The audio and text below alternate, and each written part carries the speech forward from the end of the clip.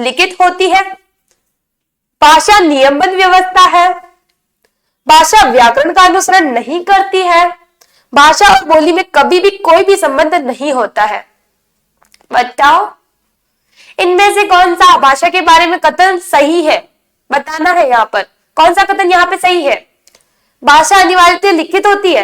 क्या भाषा सिर्फ लिखित होती है? क्या भाषा एक नियमित व्यवस्था होती है?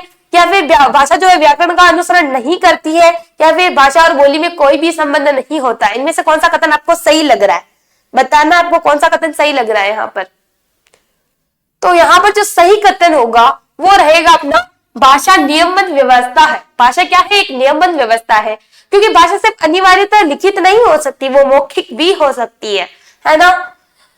और भाषा व्याकरण का अनुसरण भी करती है और भाषा और बोली कनेक्ट भी होती है एक दूसरे से। आगे चलेंगे, अगला क्वेश्चन आप सभी के सामने भाषा के अभिव्यक्तात्मक कौशल है। जो भाषा की अभिव्यक्ति का जो कौशल है वो कौन सा है? सुनना और बोलना, बोलना और लिखना, पढ़ना या लिखना, सुनना और पढ़ना। आपको बताना ऐसी भाषा का कौन, आप कैसे करोगे किसी भी भाषा की अभिव्यक्ति, किसके द्वारा कर पाओगे? सुनकर, बोलकर, बोलकर लिखकर, पढ़कर लिखकर या सुनकर पढ़कर।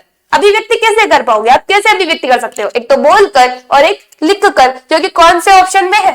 बी वाले ऑप्शन में, बोलना व लिखना। ओके, प्लीज यार क्लास को ना शेयर करो आप, प्लीज, आपसे यही रिक्वेस्ट है मेरी। आगे चलेंगे अगले क्वेश्चन की और अगला क्वेश्चन जो है, भाषा पर अधिकार तथा विषय वस्तु पर अधिकार कौन से वाचन से होता है? आपको बताना है भाषा पर जो अधिकार है ना वो या फिर विषय वस्तु पर अधिकार कौन से वाचन से होगा। कैसे आप पढ़ोगे तो आपका उस पर अधिकार हो पाएगा? द्रुत वाचन से, गहन गंभीर वाचन से, विकल्प 1 और 2 या फिर कोई नहीं। यहाँ पर क्या होगा? कैसे ग्रहण कर पाओगे? मतलब कि उस पर अधिकार कर पाओगे, वो आपको समझ में आ जाए। अधिकार करना मतलब उस भाषा को समझना, तो किससे कर पाओगे? तो गहन और गंभीर वाचन करोगे तभी तो आंसर कौन सा हो जाएगा? बी वाला, गहन या गंभीर वाचन।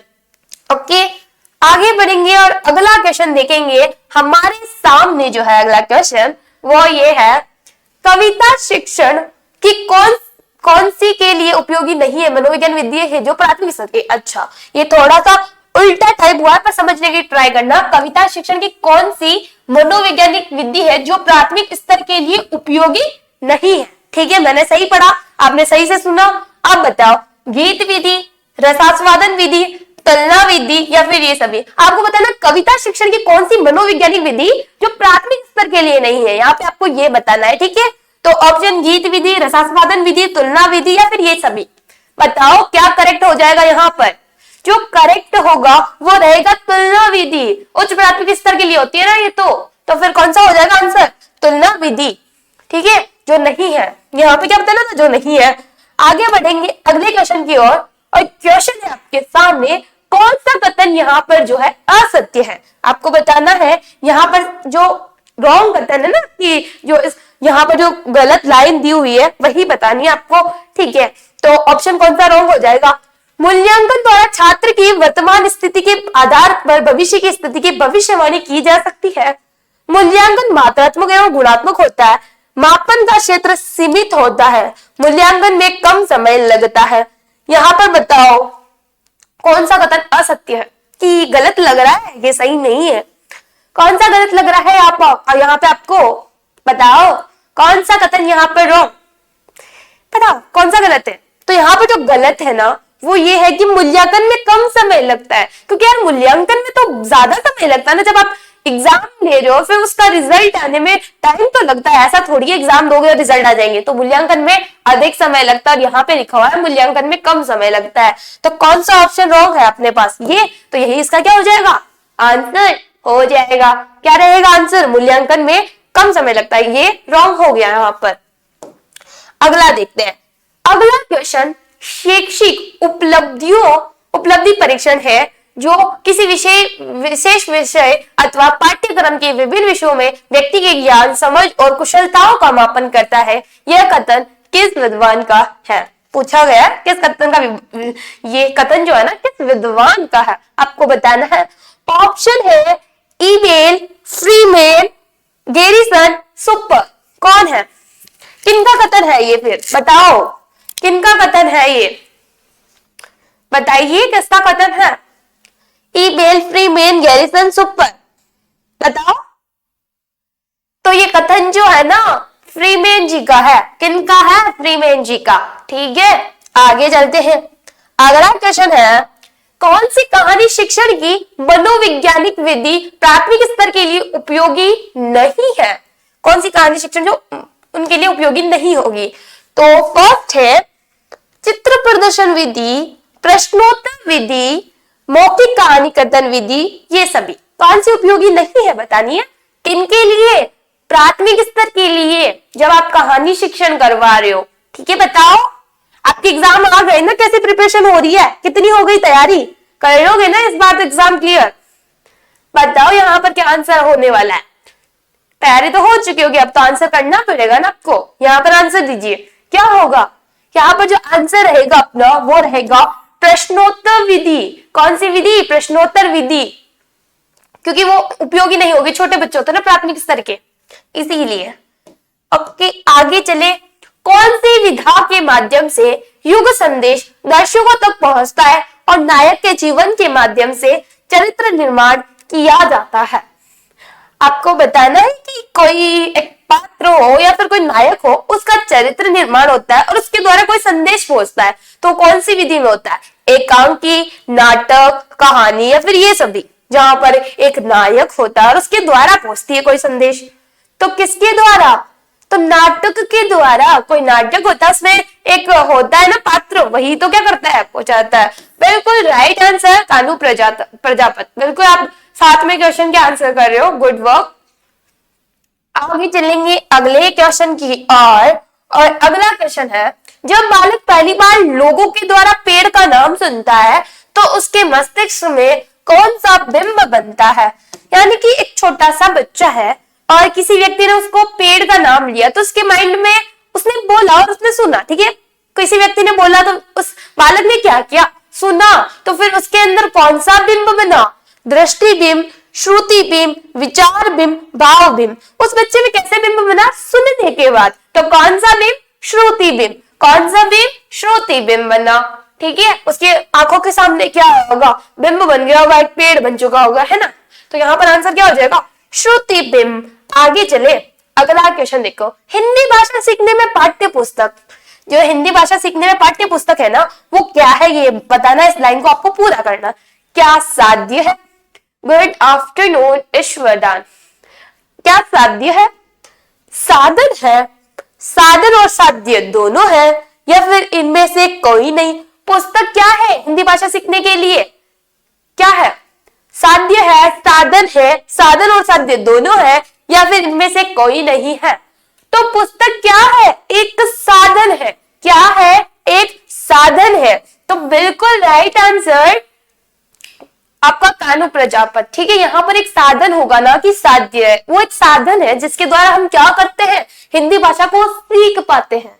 आगे चले, अगला क्वेश्चन, वस्तुनिष्ठ प्रश्नों की उपयोगिता का प्रमुख कारण है। अभी मैं आपके सामने जैसे वस्तुनिष्ठ प्रश्न करवा रही हूँ, इसका क्या कारण हो सकता है? स्पेशली क्या हो सकता है? रटाई से मुक्ति। क्या आपको रटाई से मुक्ति देगा ये?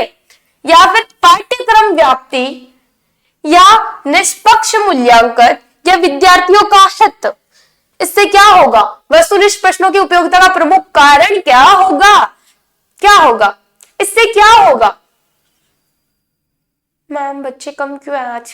पता नहीं यार, शायद पहले क्लास हुई थी तो थक चुके होंगे, इसीलिए शायद इसीलिए नहीं आया, या फिर अभी क्लास स्टार्ट हुई थी थोड़ी देर बाद आएंगे, है ना? शायद हो सकता है यार, स्टूडेंट का मेरे को नहीं पता, पर जितने हो ना मैं तो उतनों को भी पढ़ाऊंगी। ठीक है, चाहे कम हो ज्यादा हो, मैं तो सबको पढ़ाऊंगी। चाहे मेरे पास एक स्टूडेंट भी क्यों ना हो, मैं उसको भी पढ़ाऊंगी। मैंने साफ बोला है।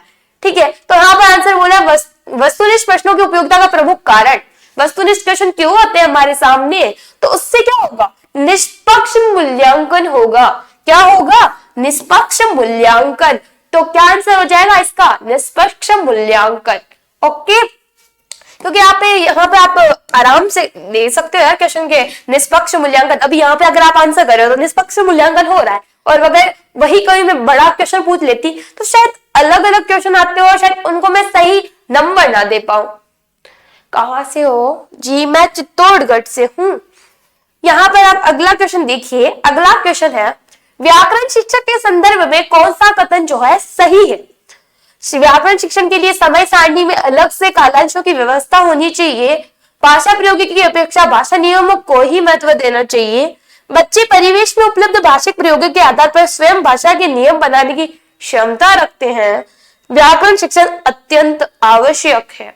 यहाँ पर बताना है व्याकरण शिक्षण के लिए कौन सा कथन जो है वो सही है। बताओ कौन सा कथन यहाँ पर आपको सही लग रहा है?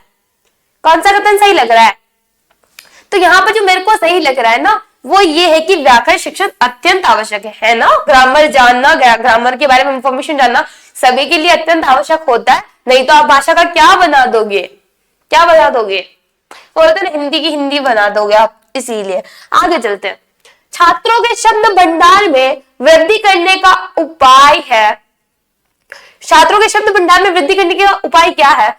ऑप्शन शब्दकोश का उपयोग, छात्रों में स्वाध्याय की प्रवृत्ति को बढ़ावा, शिक्षक द्वारा अच्छे व नए शब्दों का प्रयोग, उपयुक्त सभी। बताओ छात्रों के शब्द भंडार में वृद्धि कैसे करोगे कि उनकी जो है ना डिक्शनरी यानी कि जैसे कि तो फर्स्ट तो आप शब्दकोश या डिक्शनरी का उपयोग कर सकते हो, ठीक है। छात्रों में स्वाध्याय की प्रवृत्ति को भी बढ़ा सकते हो, शिक्षक द्वारा अच्छे व नए शब्दों का प्रयोग या फिर उपयुक्त सभी। क्या करोगे जिससे क्या होगा कि छात्रों के शब्द भंडार में क्या होगी? वृद्धि। तो हम क्या कर सकते हैं? ये सभी कर सकते हैं। तो ऑप्शन क्या हो जाएगा? उपयुक्त सभी। बिल्कुल राइट आंसर ईश्वरदान। ओके आगे चलेंगे अगले क्वेश्चन की ओर। और अगला क्वेश्चन जो आपके सामने है वो ये रहा। तो क्वेश्चन है भाषा की पाठ्य पुस्तक में ऐसे पाठ रखे जाए जो केवल व्याकरणिक नियमों का ही अभ्यास कराते हो, अत्यंत छोटे हो, सरल भाषा से युक्त हो या बच्चों के परिवेश से जुड़े हो। आप जब किसी बच्ची का एग्जाम लोगे तो आप कैसे प्रश्नों को रखना जरूरी समझेंगे? केवल व्याकरणिक नियमों का ही अभ्यास हो या फिर अत्यंत छोटे हो या सरल भाषा से युक्त हो या फिर बच्चों के परिवेश से जुड़े हो। तो कैसे उपयोग करोगे? तो जो भाषा जो ना बच्चों के परिवेश से जुड़े होंगे ना उनका आप उपयोग करोगे। किससे? जो कि बच्चों के परिवेश से जुड़े हो। यानी कौन सा ऑप्शन बेस्ट हो जाएगा? डी वाला। एग्जाम में ऐसे ही होता है, हमें तो सारे ऑप्शन क्या लगते हैं सही, बट यहाँ पर जो अपना राइट होगा वो डी होगा। बिल्कुल राइट आंसर कानू प्रजापत। आगे चले जी। अभी आपने सी कर दिया, पहले आपने डी किया था ना। अब आगे चलते हैं। भाषा है। भाषा क्या है? यहाँ पर पूछा गया है भाषा क्या है? एक नियमबद्ध व्यवस्था है, एक जटिल चुनौती है, एक विषय मात्र है या इनमें से कोई नहीं है। आपके लिए एक लैंग्वेज क्या होती है? एक भाषा क्या है? क्या एक नियमबद्ध व्यवस्था है या एक जटिल चुनौती है? हाँ जी, टीट लेवल 2, 1 सभी के लिए, ठीक है। बिल्कुल ये क्लास होने वाली है, ठीक है, हिंदी शिक्षण विद्या। ठीक है, यहाँ पर बताइए आंसर। इंपॉर्टेंट क्लास है, यहाँ से क्वेश्चन छपने वाले और बहुत सारे क्लास मैंने ले लिए 3 से 4, तो प्लीज क्लासेस सारी देखिए। मैं वही क्वेश्चन करा रही हूँ जो एग्जाम में आ सकते हैं, ठीक है। और मैं वेरी फास्ट कराने की कोशिश करती हूँ और इंपॉर्टेंट क्वेश्चन लाती हूँ। ऐसा नहीं है कहीं से भी उठा के ले आई, अच्छे अच्छे क्वेश्चन लाती हूँ और इससे बाहर जाने की मेरे को नहीं लगती है कि संभावना होगी। यहाँ पर आंसर बताना है। तो ये एक नियमबद्ध व्यवस्था है। क्या है ये? नियमबद्ध व्यवस्था है, जो कि बिल्कुल राइट आंसर है ईश्वरदान कानू प्रजापत का। बिल्कुल राइट आंसर ए ऑप्शन। अगला क्वेश्चन है आपके सामने। लिखित भाषा का प्रयोग, लिखित भाषा का प्रयोग केवल प्रतिवेदन लेखन के लिए किया जाता है। आप लिखित भाषा का प्रयोग कहाँ पे करते हो? क्या आप प्रतिवेदन लेखन के लिए ही करते हो, कार्यालय कार्यों के लिए ही करते हो, या फिर अपनी अभिव्यक्ति के लिए किया जाता है, या फिर केवल साहित्य सर्जन के लिए किया जाता है? आप किस चीज के लिए लिखते हो आपको बताना है। क्यों भाई लिखित भाषा का प्रयोग क्यों कर रहे हो आप? क्यों कर रहे हो? केवल प्रतिवेदन लेखन के लिए, कार्यालय कार्यों के लिए, अपनी अभिव्यक्ति के लिए, है केवल साहित्य सर्जन के लिए? तो जो हम लिखित भाषा का प्रयोग करते हैं ना, तो अगर हमें प्रतिवेदन लिखना है या कार्यालय कार्य भी लिखने हैं, कार्यों के बारे में भी लिखना है, तो क्या करोगे? अपनी ही अभिव्यक्ति करोगे ना। तो यहाँ पर जो ऑप्शन होगा वो कौन सा राइट हो जाएगा? अपनी अभिव्यक्ति के लिए ही किया जाता है। तो बिल्कुल राइट आंसर ईश्वरदान। ओके आगे बढ़ेंगे। गुड जॉब, अच्छा बता रहे हो, अच्छे आंसर भी कर रहे हो, ठीक है। अगला क्वेश्चन अगला क्वेश्चन अगला क्वेश्चन है आपके सामने कि उपलब्धि परीक्षा बालक की वर्तमान योग्यता या किसी विशिष्ट विषय के क्षेत्र में उसकी ज्ञान की सीमा का मापन करती है। यह कथन किसका है? आपको बताना है कि उपलब्धि परीक्षा बालक की वर्तमान योग्यता या किसी विशिष्ट विषय के लिए उसकी ज्ञान की सीमा का मापन करती है। यह कथन किसने बोला था? फ्रीमेन ने बोला था, सुपर ने बोला था, इबेल ने बोला था या गैरिसन व अन्य ने बोला था? किन्होंने बोल दिया ये कथन जो हमें यहाँ पर याद करना पड़ा? किसने बोला है? पता तो होना चाहिए ना, किसने बोला? यहाँ पर किसने बोला? गैरिसन व अन्य ने बोला। किन्होंने बोला? गैरिसन व अन्य ने। बिल्कुल राइट आंसर ऐश्वर्या। आगे चलेंगे, और कोई आंसर क्यों नहीं कर रहा है? अगला क्वेश्चन, कौन सा कथन यहाँ पर सत्य है? मूल्यांकन में अधिक समय व अधिक साधनों की आवश्यकता होती है। मापन में भविष्यवाणी संभव है। मापन का उद्देश्य छात्रों के व्यवहार में परिवर्तन लाकर शिक्षा के क्षेत्र में सुधार करना है। ये सभी कौन सा यहाँ पर राइट हो जाएगा? कौन सा सत्य लग रहा है? मूल्यांकन में अधिक समय व अधिक साधनों की आवश्यकता होती है। मापन में भविष्यवाणी संभव है। मापन का उद्देश्य छात्रों के व्यवहार में परिवर्तन लाकर शिक्षा के क्षेत्र में सुधार करना है। और ये सभी कौन सा सही होगा यहाँ पर? तो मेरे को लगता है ये तीनों ही कथन सत्य है। तो मैं कौन सा राइट कर दूं? ये सभी। क्या राइट आंसर हो जाएगा यहाँ पर? ये सभी। ओके, बढ़ेंगे अगले क्वेश्चन की और अगला क्वेश्चन है आपके सामने, कौन सा कथन सत्य है? यहाँ पे भी आपको यही बताना है यहाँ पे कौन सा कथन जो है सत्य है। सही नहीं दिख रहा, सही नहीं दिख रहा है क्या अभी भी? शायद आपने क्वालिटी कम कर रखी होगी अपनी वीडियो की, इसीलिए क्वालिटी बढ़ा दो, दिख जाएगा। क्वेश्चन है, कौन सा कथन यहाँ पर सत्य है? उद्बोधन का उद्देश्य ज्ञानेंद्रियों को प्रेरित करना है। उद्बोधन विधि में पढ़ाने के लिए प्रत्यक्ष विधि, प्रतिकृति, अभिनय आदि साधन काम में लाते हैं।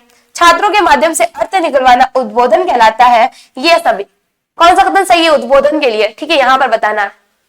ओके, सब सही है। ओके, अब सही है। ओके, यहाँ पर बताओ क्या हो जाएगा राइट आंसर? तो यहाँ पर कौन सा कथन सत्य हो जाएगा? ये सभी। कौन से कथन? ये सभी ही सही हो जाएंगे। तो कौन सा ऑप्शन? डी वाला। ओके, आगे बढ़ेंगे। अगला क्वेश्चन, कहानी शिक्षण के उद्देश्य है। कहानी शिक्षण के क्या उद्देश्य है? ऑप्शन है आपके सामने, कल्पना शक्ति तथा सृजनात्मक शक्ति का विकास करना, भाषाई तत्वों का विकास करना, साहित्य की महत्वपूर्ण विद्या का परिचय देना। ये सभी कहानी शिक्षण के उद्देश्य क्या है? बताओ। आप कहानी शिक्षण किसी को कहानी पढ़ा रहे हो, स्टूडेंट को, या फिर आपने भी कभी कहानी पढ़ी तो आपके टीचर ने किस उद्देश्य के साथ पढ़ाई होगी आपको कहानी? क्यों पढ़ाई जाती है कहानियां? और आप भी क्यों पढ़ाओगे? क्योंकि इससे क्या होगी? कल्पना शक्ति, सृजनात्मक शक्ति का भी विकास होगा, भाषाई तत्वों का भी विकास होगा और साहित्य की महत्वपूर्ण विद्या का भी परिचय होगा। तो कौन सा ऑप्शन आपका सही हो जाने वाला है? डी वाला। ये सभी बिल्कुल राइट आंसर, ईश्वर कानू। आगे चलेंगे अगले क्वेश्चन की और क्वेश्चन है आपके सामने, कविता शिक्षण की आपको बताना है अमनोवैज्ञानिक विधि कौन सी नहीं है। आपको बताना है कविता शिक्षण की अमनोवैज्ञानिक विधि कौन सी नहीं है। ऑप्शन है अर्थबोध विधि, खंडायन विधि, व्यास विधि, व्याख्या विधि। इनमें से अमनोवैज्ञानिक विधि कौन सी नहीं है? कौन सी नहीं है? मैम क्लास कितनी बजे से कितनी बजे तक होती है? जी, हिंदी शिक्षण वीडियो क्लास 12 बजे होती है और जीके क्लास 10 बजे होती है। राधे राधे मोनू रामगढ़। राधे राधे। बताओ इसका आंसर, कविता शिक्षण की अमनोवैज्ञानिक विधि कौन सी है? अर्थबोध विधि, खंडायन विधि, व्यास विधि या व्याख्या विधि? कौन सी विधि है? तो यहाँ पर जो राइट आंसर होने वाला है अपना वो रहेगा व्यास विधि। बिल्कुल राइट आंसर, ईश्वर कानू। बिल्कुल यार, अच्छे से आंसर कर रहे हो, जरूर क्लियर करोगे। ठीक है, ऐसे तो ऐसे आंसर करते रहो। आगे चलो, अगला क्वेश्चन, व्याकरण की कौन सी विधि है जिसमें व्यावहारिक ज्ञान की प्राप्ति नहीं होती है हमें? ठीक है, व्याकरण की ऐसी कौन सी विधि जिसमें व्यावहारिक ज्ञान की हमें प्राप्ति नहीं होगी? ऑप्शन अ व्याकृति विधि, प्रत्यक्ष विधि, व्याकरण अनुवाद विधि। ये सभी जिनसे हमें क्या? मैं छोटे बच्चे की तरह क्यों बोल रहे हो? क्योंकि मैं छोटी बच्ची हूँ इसीलिए। जय गिरिराज महाराज की। यार मेरी आवाज ही ऐसी है इसीलिए। अब बोलो यहाँ पर आंसर भी कर दो। ऐसी कौन सी विधि है जहां पर आपको व्यावहारिक ज्ञान की प्राप्ति नहीं होगी? किसमें? व्याकरण में। तो भाई मेरे को लगता है व्याकरण की कोई सी भी विधि उसमें व्यावहारिक ज्ञान का पता हमें कैसा होगा? भाई सैद्धांतिक ज्ञान की प्राप्ति होती है ना कि व्यावहारिक ज्ञान की। तो ऑप्शन कौन सा हो जाएगा? ये सभी। ठीक है, क्या आंसर हो जाने वाला है? ये सभी।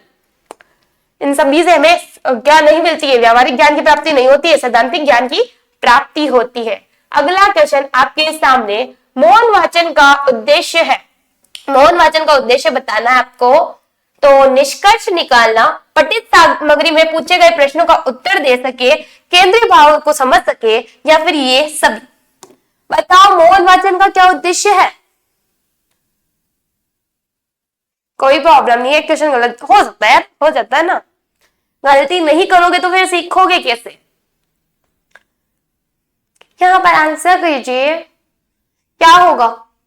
मौन वाचन का क्या उद्देश्य? निष्कर्ष निकालना, पठित सामग्री में पूछे गए प्रश्नों का उत्तर दे सके, केंद्रीय भाव को समझ सके।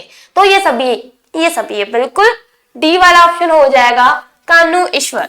और आंसर क्यों नहीं आ रहे मेरे पास? वाह, क्यों नहीं आ रहे? आगे चलेंगे। अगला क्वेश्चन है आपके सामने, प्रोजेक्ट कौन सी सहायक सामग्री है? आपको बताना है प्रोजेक्ट जो है कौन सी सहायक सामग्री है। ऑप्शन है दृश्य, श्रव्य, दृश्य, श्रव्य, ये सभी। आपके जो प्रोजेक्ट होते हैं ना, वो सामग्री कैसी है? क्या आपको सिर्फ देख सकते हो, क्या सिर्फ सुन सकते हो, क्या सिर्फ उसको देख और सुन दोनों सकते हो, या फिर ये सभी? कौन सा हो जाएगा? प्रोजेक्ट कौन सी सहायक सामग्री है? वापस रिपीट कर रही हूँ, दृश्य, श्रव्य, दृश्य, श्रव्य, ये सभी। कौन सा यहाँ पे राइट होने वाला है? तो जो प्रोजेक्ट है ना, वो कौन सी सामग्री है? दृश्य है। कौन सी सामग्री है? दृश्य सामग्री है। बिल्कुल राइट आंसर ईश्वर। आगे चलेंगे। अगला क्वेश्चन है आपके सामने, आजा भाई। भाषा अधिगम में प्राय कठिनाइयां नहीं आती जब छात्र, भाषा अधिगम में जब कठिनाइयां कब नहीं आएगी? जब छात्र संकोचित स्वभाव का हो, जब आत्मविश्वास की कमी हो, उसमें मानसिक अस्वस्थता हो या मानसिक स्वस्थ हो। कब कठिनाई नहीं आएगी बताओ छात्र में? जब वो संकोची होगा तब, या फिर उसमें आत्मविश्वास की कमी होगी तब, या फिर उसका मानसिक अस्वस्थ होगा तब, या फिर उसका मानसिक स्वस्थ होगा तब। कब जब कठिनाई नहीं आएगी? कब कठिनाई नहीं आएगी शिक्षण में? तब कठिनाई नहीं आएगी मेरे को लगता है जब उसका मानसिक क्या हो? स्वस्थ हो। जब वो मानसिक रूप से स्वस्थ होगा तो कोई कठिनाई आएगी क्या? नहीं, क्योंकि अगर संकोचित स्वभाव का होगा तो वो बोल ही नहीं पाएगा। आत्मविश्वास की कमी होगी तो वो उस चीज को उतने ज्यादा नहीं बोल पाएगा कि मैं यार, वो कंफ्यूजन में ही रह जाएगा ना, आत्मविश्वास के साथ नहीं बोल पाएगा। ठीक है, तो कौन सा रहेगा? मानसिक स्वस्थ हो।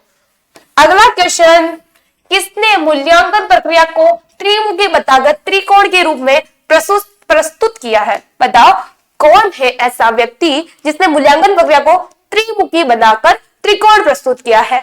ऑप्शन आपके पास है मोरिसन, हर्बर्ट, ब्लूम या क्रेथवाल। कौन है बताओ, क्या आंसर रहेगा यहाँ पर? आंसर कीजिए, कौन थे वो? यहाँ पर जो आंसर रहेगा अपना वो रहेगा ब्लूम। कौन थे? ब्लूम थे। ठीक है, आगे बढ़ेंगे अगले क्वेश्चन की और अगला क्वेश्चन है आपके सामने, उच्च प्राथमिक स्तर पर व्याकरण शिक्षण की सर्वाधिक उचित विधि है। सर्वाधिक उचित विधि बतानी है आपको व्याकरण शिक्षण की प्राथमिक स्तर पर। किस स्तर पर? प्राथमिक स्तर पर। ऑप्शन है भाषा संसर्ग विधि, सूत्र विधि, निगमन विधि या फिर आगमन विधि। उच्च प्राथमिक स्तर पर व्याकरण शिक्षण की सर्वाधिक उपयोगी विधि कौन सी है? उचित विधि कौन सी हो जाएगी? भाषा संसर्ग, सूत्र विधि, निगमन विधि, आगमन विधि। तो यहाँ पर जो विधि रहेगी अपनी वो रहेगी व्याकरण शिक्षण में। तो कौन सी रहेगी? भाषा संसर्ग विधि। कौन सी रहेगी? भाषा संसर्ग विधि। बिल्कुल राइट आंसर ईश्वर। आगे चलेंगे, अगला क्वेश्चन, गृह कार्य के बारे में कौन सा कथन जो है उचित है? होमवर्क दिया जाता है ना, उसके पीछे का कौन सा यहाँ पे कथन जो है ना सत्य हो जाएगा यहाँ पर। ऑप्शन है गृह कार्य अभिभावकों को व्यस्त रखने का उत्तम साधन है। बच्चों की क्षमताओं स्तर के अनुसार गृह कार्य दिया जाना चाहिए। गृह कार्य कक्षा में किए गए कार्य का अभ्यास मात्र है। गृह कार्य देना अति आवश्यक है। बताओ क्या है गृह कार्य, क्या है? गृह कार्य के लिए कौन सा कथन जो है सत्य लग रहा है? तो जहां तक लगता है मेरे को तो ये इसलिए कि बच्चों की क्षमता और स्तर के अनुसार हमें गृह कार्य देना चाहिए कि बच्चा उस कार्य को कितनी क्षमता है कि वो उस कार्य को करना चाहिए। ऐसा थोड़ी है कि आप फर्स्ट क्लास के स्टूडेंट को फिफ्थ क्लास इतना दे दोगे, नहीं, स्टूडेंट मायने रखता है तो उसकी क्षमता है, उसका स्तर, वही क्या उसके स्तर के अनुसार ही आप क्या दोगे, होमवर्क दोगे, ठीक है? तो क्या हो जाएगा, बच्चों की क्षमता और स्तर के अनुसार गृह कार्य दिया जाना चाहिए। हाँ, ये भी कथन सत्य हो सकता था अगर ये कथन नहीं होता। गृह कार्य कक्षा में किए गए कार्य का अभ्यास मात्र है, पर सिर्फ अभ्यास मात्र है क्या, और कुछ नहीं है। ठीक है, थोड़ा सा ऊपर रखेंगे क्वेश्चन को। ओके ओके, जो हुक्म रख देंगे ऊपर, ठीक है, ये सही है। यहाँ पर क्वेश्चन है आपके सामने, उच्च प्राथमिक स्तर पर बच्चों की मौखिक अभिव्यक्ति का सतत आकलन करने के लिए सर्वाधिक उचित तरीका है। कौन सा सबसे सर्वाधिक उचित तरीका होगा किसके लिए, उच्च प्राथमिक स्तर के लिए बच्चों की मौखिक अभिव्यक्ति को सतत आकलन करने के लिए? ऑप्शन है प्रश्न पूछना, प्रतिक्रिया व्यक्त करना, परिचर्चा, या फिर ये सभी। क्या होगा यहाँ पर आंसर? ओके डन, यहाँ पर आंसर कीजिए। क्या रहेगा? प्रश्न पूछना, प्रतिक्रिया व्यक्त करना, परिचर्चा, फिर ये सभी। तो मेरे को लगता है ये सभी होंगे, तो कौन सा ऑप्शन टिक कर दे? ये सभी, बिल्कुल राइट आंसर। आगे बढ़ेंगे अगले क्वेश्चन की और ये रहा आपके सामने। निम्न में से कौन सा पठन का प्रकार नहीं है? कौन सा जो है पठन का प्रकार नहीं है बताना आपको। सस्वर पठन, मौन पठन, अर्ध पठन, या फिर द्रुत पठन? कौन सा होगा? निम्न में से पठन का प्रकार नहीं है, कौन सा नहीं है पठन का प्रकार? सस्वर पठन, मौन पठन, अर्ध पठन, द्रुत पठन। कौन सा नहीं है पठन का प्रकार? तो यहाँ पर जो नहीं है वो है अपना कौन सा? अर्ध पठन नहीं है ना। द्रुत पठन, मौन पठन, सस्वर पठन होता है पर अर्ध पठन नहीं होता है, तो कौन सा ऑप्शन हो जाएगा? अर्ध पठन। ओके, बढ़ेंगे अगले क्वेश्चन की ओर और अगला क्वेश्चन ये रहा, भाषा की पाठ्य पुस्तक में सबसे महत्वपूर्ण पक्ष है। भाषा की पाठ्य पुस्तक में है ना, सबसे महत्वपूर्ण पक्ष क्या है? आकर्षक चित्र, पाठों का उद्देश्यपूर्ण चयन, अभ्यासों की बहुलता, कागज की गुणवत्ता। आप किसको बोलोगे कि ये पाठ्य पुस्तक सर्वश्रेष्ठ है इस भाषा के लिए? जब उसके आकर्षक चित्र होंगे, या जब पाठों का उद्देश्यपूर्ण चयन होगा, या फिर जब अभ्यासों की बहुलता होगी, या कागज की जब गुणवत्ता होगी। कब कहोगे? कब कहोगे किसी लैंग्वेज की बुक अच्छी है? आपको कब लगेगी? जब क्या होगी उसमें बातों की उद्देश्यतापूर्ण, किसी ना किसी उद्देश्य से कोई चैप्टर होना चाहिए ना, किसी ना किसी उद्देश्य के साथ होगा तभी तो वो पुस्तक महत्वपूर्ण पक्ष क्या रहेगा यहाँ पर? पाठों का उद्देश्यपूर्ण चयन। ठीक है, कौन सा ऑप्शन? बी वाला, बिल्कुल राइट, कानू प्रजापति, बी ऑप्शन। ओके, बढ़ेंगे अगले क्वेश्चन की ओर। अगला क्वेश्चन है, भाषा की पाठ्य पुस्तक में से संबंधित पाठ होने चाहिए। कोई भी लैंग्वेज की पुस्तक है तो वो किससे संबंधित जो है ना पाठ होने चाहिए? संस्कृति से संबंधित, साहित्य से संबंधित, विज्ञान से, या फिर ये सभी? किसी लैंग्वेज की बुक है तो उसमें किस टाइप के चैप्टर होने चाहिए बताओ? संस्कृति से संबंधित, साहित्य से, विज्ञान से, या फिर ये सभी? याद रखना, मैंने जो बोला है भाषा की बुक होनी चाहिए किसी भी लैंग्वेज की, उसमें किस प्रकार के होने चाहिए? संस्कृति, साहित्य, विज्ञान, या फिर ये सभी? कौन सा होगा? तो यहाँ पर जो होना चाहिए वो होना चाहिए अपने किससे संबंधित? साहित्य से संबंधित। किससे संबंधित? साहित्य से, क्योंकि किसी भी लैंग्वेज में संस्कृति, विज्ञान, ये सभी, यार विज्ञान कहाँ ये, ठीक है, साहित्य सबसे ज्यादा लैंग्वेज में क्या होना चाहिए? साहित्य। बाकी विज्ञान के लिए भी तो छोड़ दो, उसकी बुक के लिए भी। आगे चलते हैं, अगला क्वेश्चन है आपके सामने। एक यहाँ पे बताना है कौन सा कथन जो है सत्य है। फर्स्ट है आपके पास, एकांकित शिक्षण की आदर्श नाट्य विधि में छात्र निष्क्रिय होते हैं। एकांकी शिक्षण की कक्षा अभिनय प्रणाली में शिक्षक को व्याख्या करने का अवसर नहीं मिलता। एकांकी शिक्षण की रंगमंचीय विधि में एकांकी की रसात्मकता का लगभग खत्म हो जाती है। ये सभी कौन सा कथन सत्य है बताओ? कौन सा कथन यहाँ पर जो है सत्य है?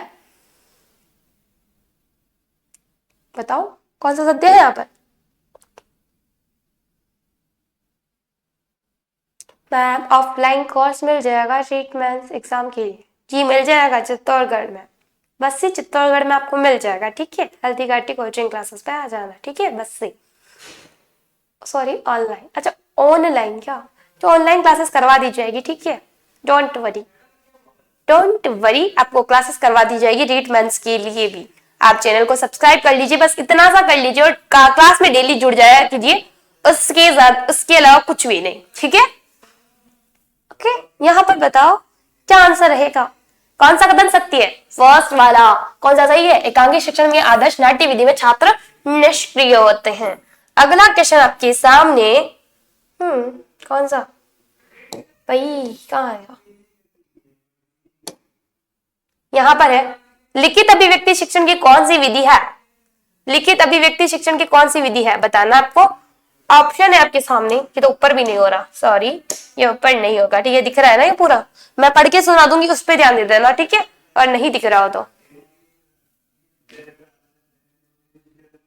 हाँ जी कर लिया, लाइक शेयर सब्सक्राइब, तो डेली जुड़ भी जाना। याद रखना इस चैनल को, बाकी सब स्टूडेंट भूल जाते हैं एक बार पढ़ने के बाद, याद रखना और जुड़ जाना। यहाँ पर आंसर कीजिए, लिखित अभिव्यक्ति शिक्षण की कौन सी विधि है? ये वाला क्वेश्चन है। चित्र वर्णन विधि, उद्बोधन विधि, प्रवचन विधि या फिर ये सभी? बताओ क्या होगा यहाँ पर आंसर। तो यहाँ पर जो आंसर रहेगा वो रहने वाला है डी, ये सभी। लिखित अभिव्यक्ति शिक्षण की कौन सी विधि है? चित्रवर्णन भी है, उद्बोधन भी है, प्रवचन भी है, तो ये सभी बिल्कुल राइट आंसर। जितेंद्र, बहुत बड़ा नाम है जितेंद्र, ठीक है, आगे चलेंगे। Short Jitendra, okay. अगला क्वेश्चन देखते हैं। शिक्षण व्यवस्था के सभी पक्षों का व्यवहारिक रूप से आलेखी पाठ्य योजना है, यह कथन किसका है? ये कथन किसने बोल दिया कि शिक्षण व्यवस्था के सभी पक्षों का व्यवहारिक रूप आलेख प्रयोजना ही है? तना हार्ड क्यों बोला? ऑप्शन है पाइटिंग एवं बाइंडिंग, डेविस, बॉसिंग एंड एल वार्से। बताओ। रेगुलर क्लास होगी क्या मैम? जिस दिन क्लास ना हो कैसे पता चले कि रेगुलर क्लास होगी, और जिस दिन नहीं होगी उस दिन नहीं होगी, इसलिए पता चल जाएगा यार। जिस दिन नहीं होगी उस दिन नहीं होगी, बाकी होगी तो है। क्लासेस कभी बंद नहीं होती, क्लासेस तो चलती रहती है, कंटिन्यू चल रही है, हमेशा से चलती आ रही। कोई एग्जाम की वैकेंसी निकलने से पहले भी चल जाती है, उस टाइम पे भी चलती है। जी आपका भी कानून सही है, आपने थोड़ा सा लेट किया था ना, इसीलिए। यहाँ पर क्या आंसर होगा? बाइंडिंग, डेविस, बॉसिंग एंड एल बॉसिंग। यहाँ पर जो होगा वो रहेगा डेविस। कौन थे? डेविस थे। किन्होंने बोला? डेविस ने बोला। ओके, अगला क्वेश्चन। सहायक सामग्री के कार्य कौन से हैं? सहायक सामग्री जो होती है ना, उनके कार्य कौन से हैं? ऑप्शन दिख रहे हैं क्या आपको? नहीं दिख रहे तो यार देखो, स्पष्टीकरण मैं पढ़ रही हूं, उसको ध्यान से सुनना, ठीक है। स्पष्टीकरण, शब्दकोश में वृद्धि करना, प्रभावशाली शिक्षण, ये सभी सहायक सामग्री के कार्य कौन कौन से हैं आपको बताना है। तो यहाँ पर सिर्फ मेरे को लगता है ये सभी ही नहीं दिख रहा होगा, वो बाकी सब दिख रहे होंगे, ठीक है। ऑप्शन फर्स्ट स्पष्टीकरण, शब्दकोश में वृद्धि करना, प्रभावशाली शिक्षण, ये सभी। बताओ कौन सा सही होगा? यहाँ पर कौन सा होगा? डी वाला ऑप्शन, यहाँ पर ये सभी है, ठीक है, बस यही नहीं दिख रहा होगा। जीके क्लास की पीडीएफ कहाँ मिलेगी? जीके की क्लास की पीडीएफ आई डोंट नो,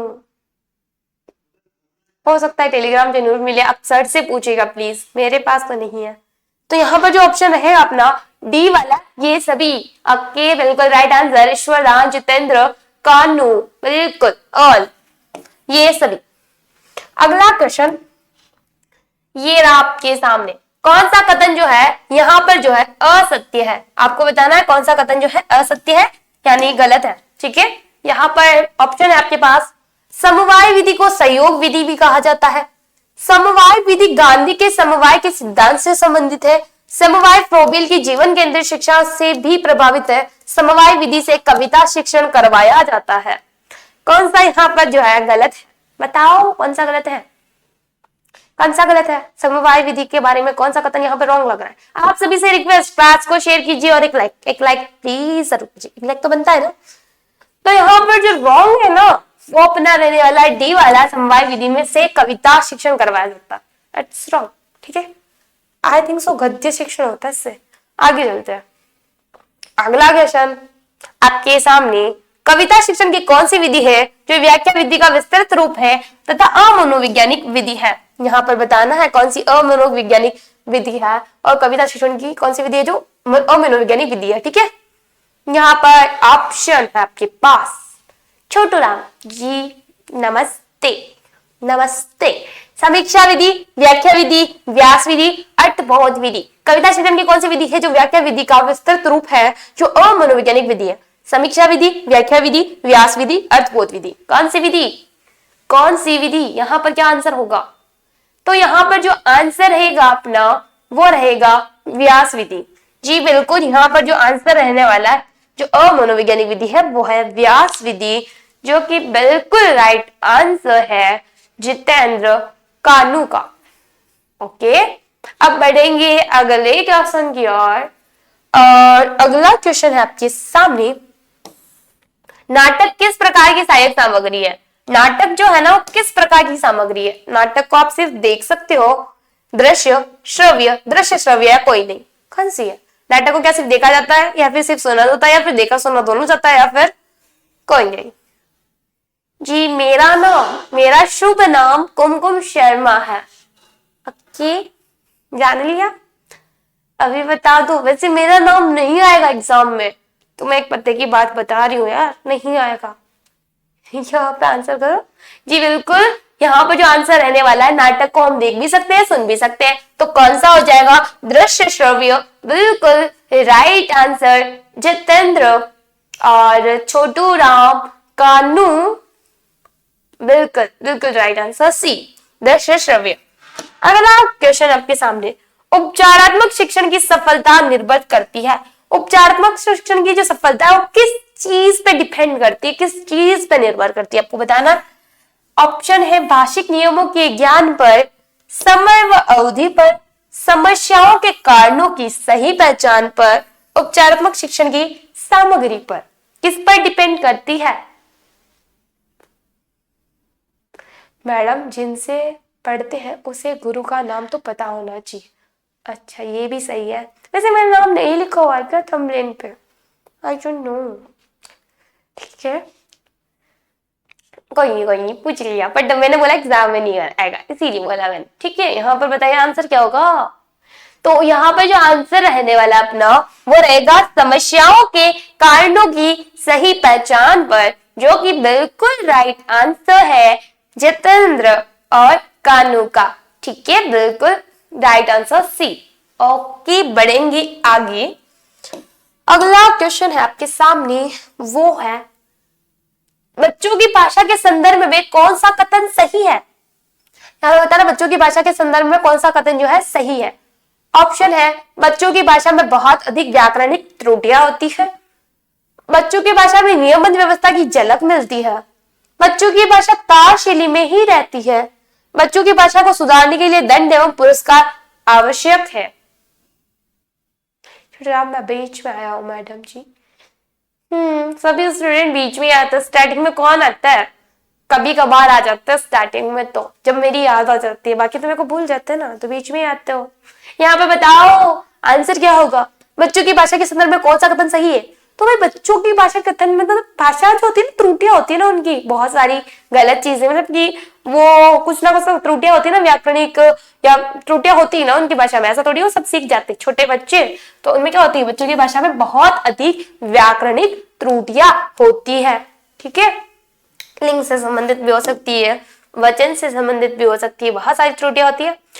अगला क्वेश्चन आपके सामने जो है वो है बच्चों की मौखिक भाषा का सतत आकलन करने का सबसे बेहतर तरीका है। अगर आपको बच्चों की मौखिक भाषा का सतत आकलन करना तो कौन सा सबसे बेहतर तरीका है? शब्द पढ़वाना, प्रश्नों के उत्तर पूछना, विभिन्न संदर्भों में बातचीत, सुने हुए को दोहराने के लिए कहना। आप कैसे पता करोगे कि इसमें ये मौखिक भाषा जो है ना उसका व्याकरण कैसे करोगे, सही बोल रहा है गलत बोल रहा है, कैसे करोगे? शब्द पढ़वा के, प्रश्नों के उत्तर पूछकर, विभिन्न संदर्भों में बातचीत, सुने हुए को दोहराने के लिए कहना। हर बात अधूरी नहीं होती, गुरु शिष्य के बीच कोई दूरी नहीं होती, जिनके दिलों में बसते आप जैसे गुरु, उनके लिए दिल धड़कने भी जरूरी नहीं होते। अरे वाह, बहुत मस्त लाइन बोलिए छोटू राम। क्लैप, आपके लिए क्लैप करना चाहूंगी। यहाँ पर आंसर कीजिए, क्या रहेगा यहाँ पर आंसर, बताओ क्या। विभिन्न संदर्भों में बातचीत, क्या रहेगा आंसर, विभिन्न संदर्भों में बातचीत। बिल्कुल राइट आंसर जितेंद्र कानू, बिल्कुल राइट आंसर सी। ओके, आगे बढ़ेंगे। अगला क्वेश्चन ये रहा आपके सामने, जो है पढ़ना क्या है। पढ़ना क्या होता है, पढ़कर अर्थ समझना, लिखित सामग्री का उच्चारण, स्कूल में पुस्तकों की पढ़ाई, शब्दों की सही सही पहचान। आप कब बोलोगे जब कोई व्यक्ति पढ़ रहा है, आप कैसे बोल सकते हो कि व्यक्ति पढ़ रहा है, जब वो पढ़कर अर्थ समझेगा तब, या फिर जब वो लिखित सामग्री का उच्चारण करेगा तब, या तब जब वो स्कूल में पुस्तकों की पढ़ाई करेगा तब, या फिर शब्दों को सही सही पहचानेगा तब बोलोगे ये पढ़ाई कर रहा है। कब बोलोगे कि ये पढ़ाई कर रहा है, आप कब पढ़ाई करते हो ये बताओ। आप किस चीज को बोलते हो पढ़ना, तो पढ़ना क्या होता है, जब कोई पढ़कर आप अर्थ समझते हो तो वो चीज क्या होती है, पढ़ना कहलाती है। ठीक है, तो पढ़ना क्या है, पढ़कर अर्थ समझना। बिल्कुल राइट आंसर कानू ईश्वर जितेंद्र। आगे बढ़ेंगे, अगला क्वेश्चन है आपके सामने। उच्च प्राथमिक स्तर पर हिंदी भाषा की पाठ्य पुस्तक का निर्माण करते हुए आपके लिए सबसे कम महत्वपूर्ण है, सबसे कम महत्वपूर्ण क्या है। जी मैम, आपका ऑनलाइन कोर्स लेना, फ्री में पढ़ा रहे वो नहीं पढ़ना, ऑनलाइन कोर्स लेना। ठीक है, सोचेंगे इसके बारे में भी, ऐप बनाने के बारे में। ठीक है, आ जाओगे ना आप, यहाँ पर आंसर कीजिए इस क्वेश्चन का। उच्च प्राथमिक स्तर पर हिंदी भाषा की पाठ्य पुस्तक का निर्माण करते हुए आपके लिए सबसे कम महत्वपूर्ण है समृद्ध हिंदी साहित्य के छटा का प्रदर्शन, भाषाई क्षमताओं को बढ़ावा देने के बाद समस्त व्याकरणिक बिंदुओं का समावेश, भाषाओं की विविध छटाओं को समेटने वाले पाठ।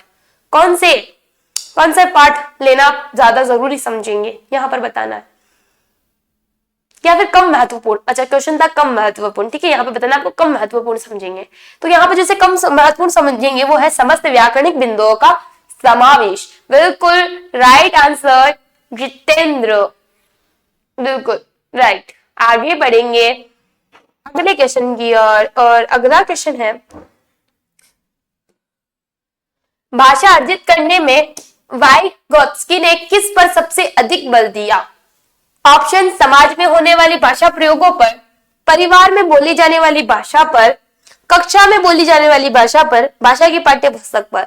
किस पर अधिक ध्यान केंद्रित किया है, किन्होंने, वाइगोत्स्की ने, भाषा अर्जित करने के लिए। समाज में होने वाली भाषा प्रयोगों पर, परिवार में बोली जाने वाली भाषा पर, कक्षा में बोली जाने वाली भाषा पर, या भाषा की पाठ्य पुस्तक पर। तो किस पर अधिक ध्यान केंद्रित किया है, समाज में होने वाले भाषा प्रयोगों पर। कौन सा ऑप्शन राइट हो जाएगा, ए वाला ऑप्शन यहाँ पर राइट हो जाने वाला है। आगे बढ़ेंगे, और अगला क्वेश्चन है, भाषा शिक्षक के रूप में आप क्या करना चाहोगे। पाठ्य पुस्तक पर बल दोगे, प्रश्नों के उत्तर पूछोगे, ड्राइंग बनवाओगे, बच्चों को अपने अनुभव और विचार बताने के लिए उनमें उत्सुकता नहीं जगाएंगे। ठीक है, नहीं मैडम, आपकी भाषा शैली और अध्यापन शैली सही लगी इसलिए कह रहा हूं, थैंक यू। भाषा, समाज और संस्कृति को महत्वपूर्ण बताया। हाँ जी, आपकी वाणी कर्ण प्रिय है।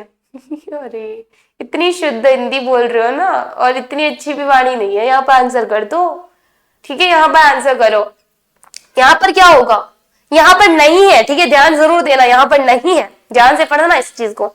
तो यहाँ पर आप क्या करोगे, जब आप भाषा शिक्षक हो ना, तो क्या करोगे, प्रश्नों के उत्तर पूछेंगे, क्योंकि पाठ्य पुस्तक पे बल देना ओनली एक शिक्षक का कर्तव्य नहीं है, और ना ही ड्राइंग बनवाना, और ना ही आप उत्सुकता ही नहीं जगा रहे हो, तो आप भाई अच्छे टीचर कैसे होंगे। तो आपका क्या होना चाहिए, प्रश्नों के उत्तर पूछना। ऑप्शन कौन सा करेक्ट हो जाएगा, बी वाला।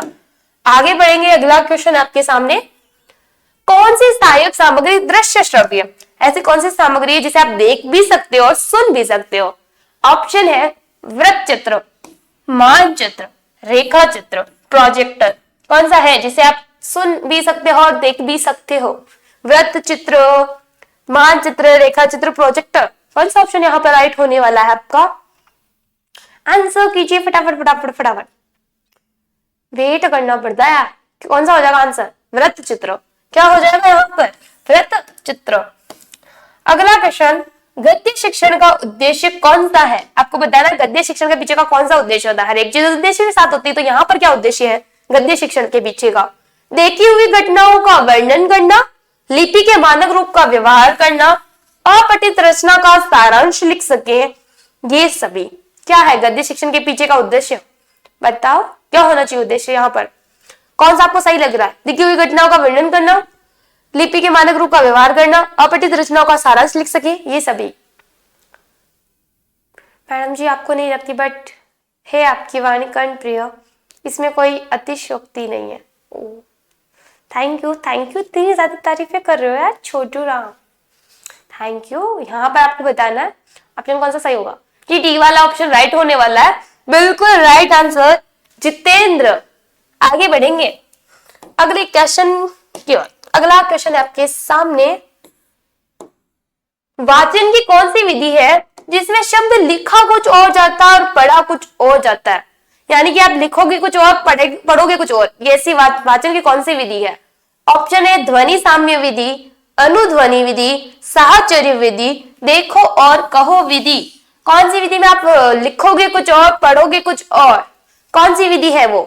तो ये कौन सी विधि होती है, किस विधि में है? अनुध्वनि विधि। कौन सी विधि? अनुध्वनि विधि। ओके, तो लॉक कर दो सेकंड वाले ऑप्शन को, अनुध्वनि विधि। आगे बढ़ते हैं। कौन सा उपागम में पाठ पढ़ाते समय स्वस्वर वाचन के माध्यम से उच्चारण शिक्षण का अच्छा अवसर मिलता है? स्वस्वर पठन का अवसर कब मिलेगा, किस चीज में? पाठ संसर्ग उपागम में, रचना शिक्षण उपागम, एक और दो, दोनों, या फिर कोई नहीं? बताओ यहां पर क्या सही होगा? बिल्कुल यहाँ पर आंसर क्या हो जाने वाला है, क्या रहेगा यहाँ पर आंसर? यहाँ पर आंसर रहेगा तारीफ काबिलियत की ही होती है मैम। ओके, मेरे को तो पता भी नहीं था इतनी काबिलियत है, इतनी तारीफों की लायक भी हूं मैं। यहाँ पे बताओ, मैंने तो सोचा सिर्फ घर वालों की डांट के लायक हूँ। यहाँ पर ऑप्शन होगा एक और दो, दोनों, यानी कि सी वाला ऑप्शन यहाँ पर राइट हो जाने वाला है। ओके, आगे बढ़ते हैं और अगला क्वेश्चन है आप सभी के सामने, कविता शिक्षण की कौन सी विधि है जिसमें छात्र शिक्षक के वाचन के बाद लय, यति, गति के साथ कविता पाठ करता है? ऑप्शन है अभिनय विधि, गीत विधि, रसास्वादन विधि, समीक्षा विधि। कौन सा होगा ऑप्शन यहाँ पर राइट? बिल्कुल पिछले क्वेश्चन का आंसर चल रहा है, आप सही कर रहे हो। यहाँ पर बताओ कविता शिक्षण की कौन सी विधि है जिसमें छात्र शिक्षक के वाचन के बाद लय, गति के साथ पाठ करता है? अभिनय, गीत, रसास्वादन, समीक्षा। तो कौन सी विधि में? गीत विधि में। क्या आंसर होगा? गीत विधि। आंसर क्या हो जाने वाला है? गीत विधि। आगे बढ़ेंगे, अगला क्वेश्चन है आपके सामने, पेड़ पर्यावरण के लिए अच्छे होते हैं, इनसे हमें ऑक्सीजन लेते हैं। जब छात्र के मस्तिष्क में ऐसे विचार आते हैं तो कौन से बिंब का विकास होता है? दृष्टि बिंब, श्रव्य बिंब, विचार बिंब, भाव बिंब। जैसे एक छोटे बच्चे को बोला आपने कि पेड़ पर्यावरण के लिए अच्छे होते हैं और इनमें से हमें ऑक्सीजन लेते हैं, जब छात्र तो क्या होगा भाई, उसके माइंड में कौन सा बिंब बनने लगेगा कि भाई ऑक्सीजन कैसे हो रही है? तो बहुत सारे क्या आएंगे उसके मन में? भाव आएंगे। तो कौन सा बिंब? भाव बिंब बनेगा, क्योंकि उसके अंदर बहुत सारे आएंगे ना भाव की, कैसे ऑक्सीजन बनेगी, कैसे लूंगा। तो ऑप्शन कौन सा हो जाएगा? भाव बिंब। कौन सा बिंब? भाव बिंब। उसने सुना तो सही, बट उसने उस चीज को देखा नहीं था, ठीक है, तो उसके अंदर क्या आया? भाव आया। तो कौन सा बिंब बना? भाव बिंब बना। जी मैडम, आप जितनी तारीफ के काबिल हो उतने हमारे पास शब्द नहीं है, हम आपकी काबिलियत के आगे निःशब्द हैं। जी धन्यवाद, आपके चेहरे की तरह यार, इतनी तारीफें कर रहे हो, मतलब इतनी तारीफों के पुल क्यों बांध रहे हो यार, इतना ऊपर क्यों चढ़ा रहे हो मेरे को? गिर जाऊंगी ना, चने के झाड़ पे चढ़ा के गिरा तो नहीं दोगे? अगला क्वेश्चन आपके सामने, जब अध्यापक क्रम के अनुसार छात्रों के चित्र को प्रस्तुत करता है तथा उन्हें दिखाकर उनसे प्रश्न पूछता है, तो यह कहानी शिक्षण की कौन सी विधि है? बताओ यहाँ पर कौन सा आंसर होगा? चित्र विधि, प्रदर्शन विधि, प्रश्नोत्तर विधि, या फिर ये सभी? क्या आंसर होने वाला है यहाँ पे? प्लीज आंसर कीजिए। जब वो चित्र दिखाएगा क्रम के अनुसार, फिर छात्रों से क्वेश्चन पूछेगा, तो ये कौन सी विधि हो जाएगी? छोटू भाई बढ़िया, अब ये तारीफे के पुल बांधने आए यहाँ पे। मतलब इतनी तारीफ है, thank you thank you thank you so much छोटू। यहाँ पर आंसर कीजिए, क्या होगा? चित्र विधि, प्रदर्शन विधि, प्रश्नोत्तर विधि या फिर ये सभी? जो आंसर होने वाला है यहाँ पर वो रहेगा अपना चित्र विधि। क्या रहेगा? चित्र विधि, क्योंकि नाम से ही था ना, चित्र बता के ही तो क्वेश्चन पूछ रहा है, तो कौन सी विधि है? चित्र विधि। आगे बढ़ेंगे, अगला क्वेश्चन देखेंगे और अगला क्वेश्चन है कौन सा कथन जो है सत्य है? आपको बताना कौन सा कथन जो है यहाँ पर सत्य है।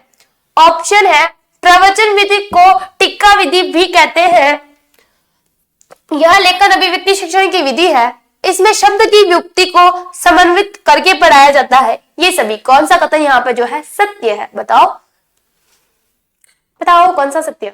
तो यहाँ पर जो है ना डी, यानी कि ये सभी कथन क्या होंगे? सही होंगे। ठीक है, तो यहाँ पर कौन सा जाएगा? डी। ओके, बिल्कुल एक्जैक्टली डी राइट होने वाला है। श्वेदान कानू कर जाओ बच्चा, डी करके क्या कर रहे हो? एक कर रहे हो, क्यों क्यों क्यों क्यों?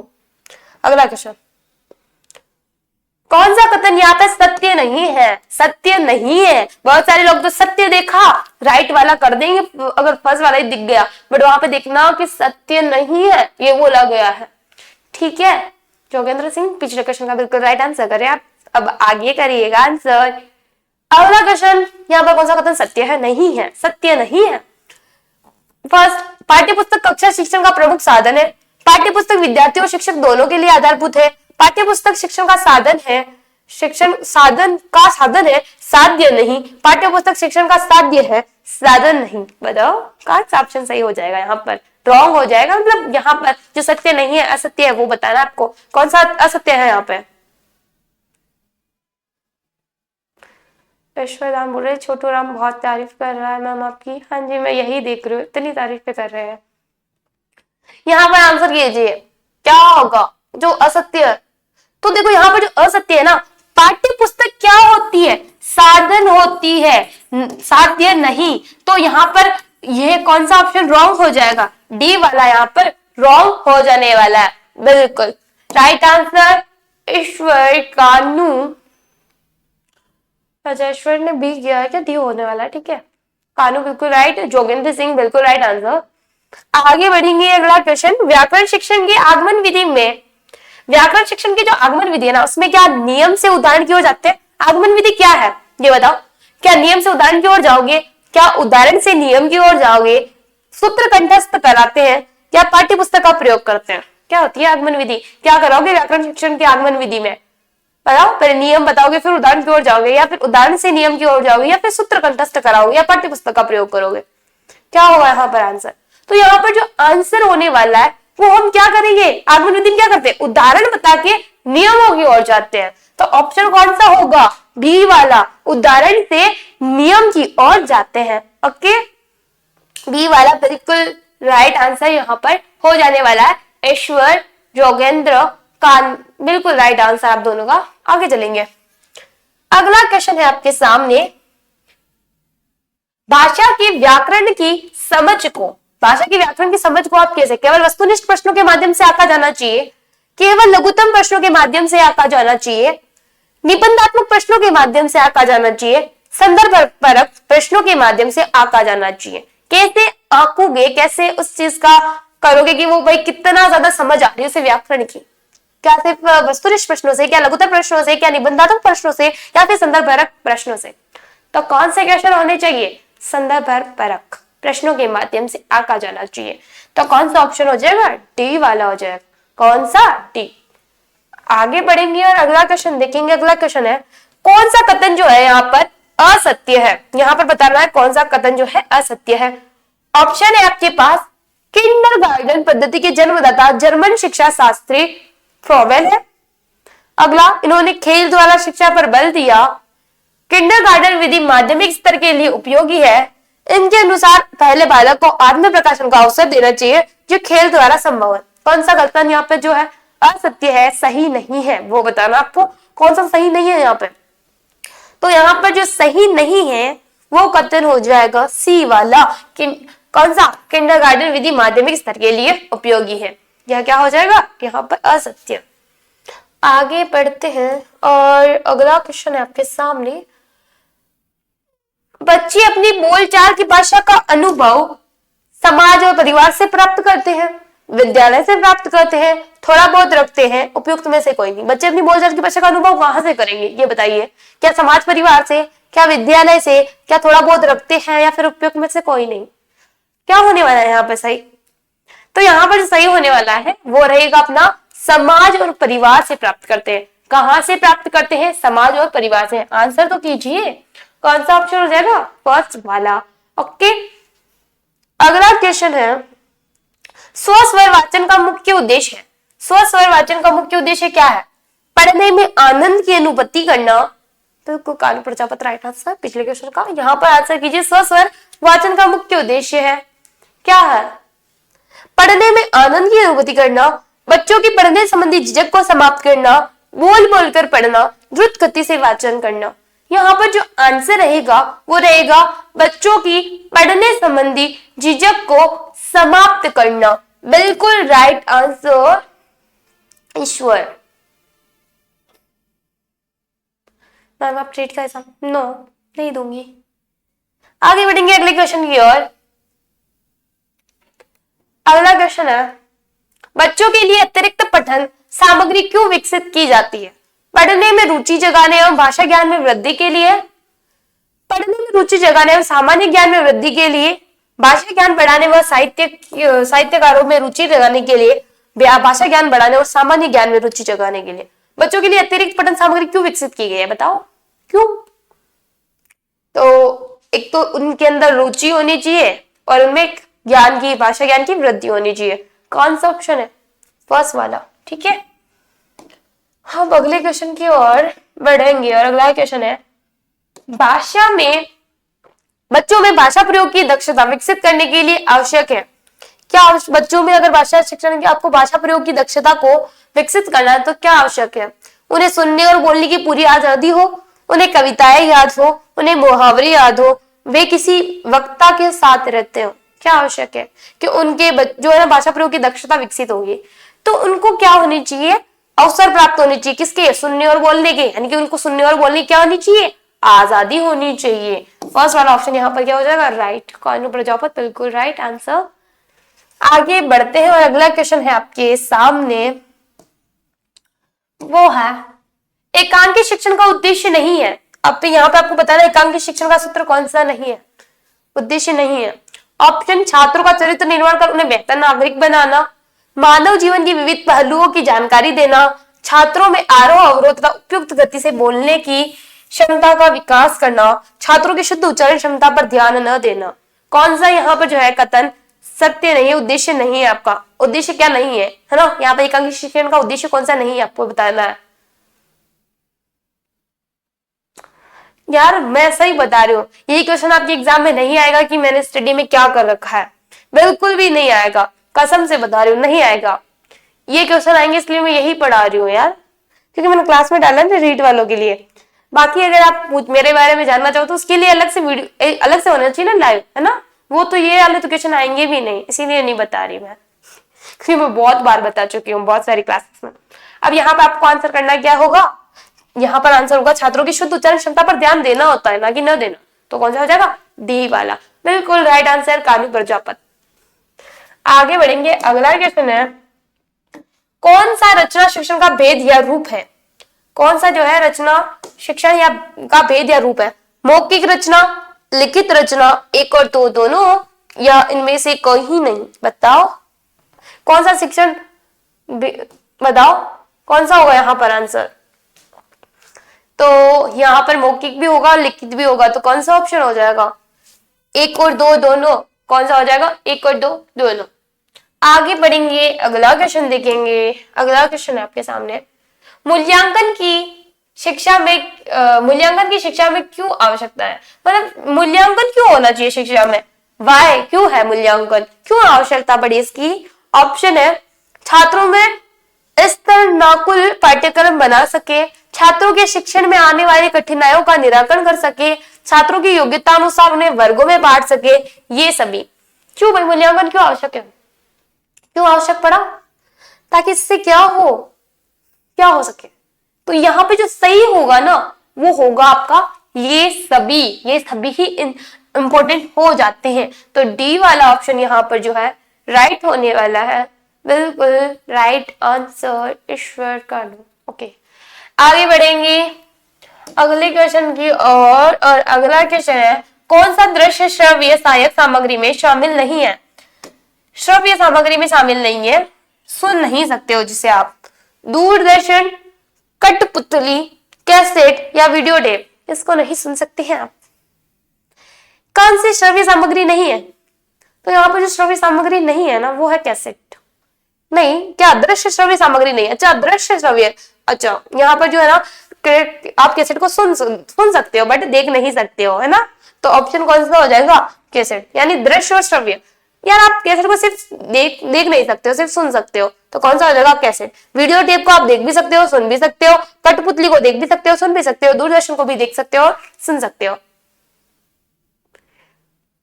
जी, ट्राई करेंगे, स्क्रीन को ऊपर रखेंगे। ओके, ये है आपके सामने अगला क्वेश्चन। लेखन की कौन सी विधि में छात्र अक्षरों की आकृति बनाना सीखते हैं? किसमें आप कौन सी विधि में जो छात्र है ना अक्षरों की आकृति बनाना सीखेगा? जेके टोट विधि में, रूपरेखा अनुकरण विधि में, स्वतंत्र अनुकरण विधि में, या फिर ये सभी? किस में आप अक्षर बनाना सिखाते हो, किस विधि के दौरान? तो हम सिखाते हैं रूपरेखा। हम किसी भी लिखन सामग्री है उसकी रूपरेखा बनाना सिखाते हैं। तो कौन सी विधि होती है? रूपरेखा अनुकरण विधि। कौन सी? रूपरेखा अनुकरण विधि। बी वाला ऑप्शन यहाँ पर क्या हो जाएगा? राइट। अगला क्वेश्चन, कौन सी मनोवैज्ञानिक विधि है जो कहानी शिक्षण व कविता शिक्षण दोनों में उपयोगी है?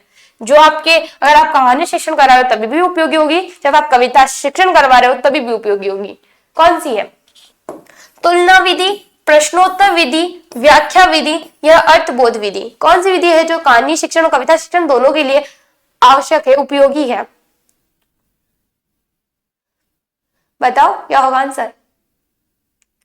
यहाँ पर जो आंसर रहेगा वो रहेगा प्रश्नोत्तर विधि। कौन सी विधि? प्रश्नोत्तर विधि, जो कि बिल्कुल राइट आंसर है जितेंद्र और ईश्वर का, बिल्कुल राइट आंसर। आप सभी से एक रिक्वेस्ट है, प्लीज यार एक क्लास में लाइक कर बनता है यार, प्लीज एक लाइक कर दो प्लीज। और जिसने ना ये क्लास स्टार्टिंग से नहीं देखी वो बाद में स्टार्टिंग से देख सकता है क्योंकि ये अपलोड हो जाएगी, ठीक है। अगला क्वेश्चन है आपके सामने, गद्य शिक्षण की आदर्श विधि कौन से स्तर पर आधारित है? आपको बताना गद्य शिक्षण की कौन सी आदर्श विधि, जो गद्य शिक्षण की आदर्श विधि कौन से स्तर पर आधारित है? बोध स्तर, चिंतन स्तर, स्मृति स्तर या कोई नहीं? बताओ क्या आंसर होगा यहाँ पर, क्या होने वाला है? गद्य शिक्षण की आदर्श विधि कौन से स्तर पर आधारित है? बोध, चिंतन स्तर, स्मृति स्तर या कोई नहीं?